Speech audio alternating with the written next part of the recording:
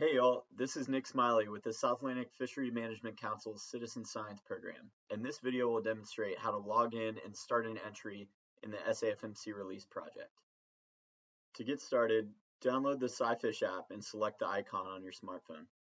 When you're in the app, the login screen will allow you to enter your username and password. If you don't have a username or password yet, hit the account button and it'll provide you information on how to contact the council office to have your username and password set up for you. If you already have your username and password, enter it into the white boxes and hit the submit button.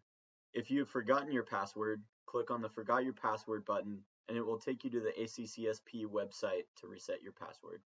Once you've successfully entered your password, you will arrive at the home screen.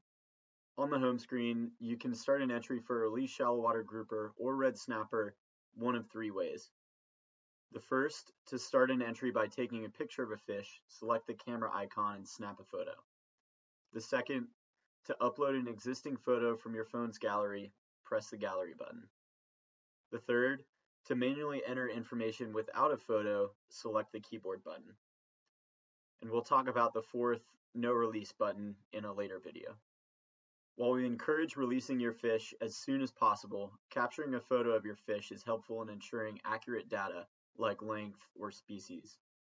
If time allows and you can take a photo of the fish before release, be sure to include a standard size object like a deck ruler or a soda can to validate your recorded length. Photos can also help you remember details about your fish if you choose to submit information when you get off of the water. Once you've selected your submission method, you can begin entering data fields, which I will cover in the next video.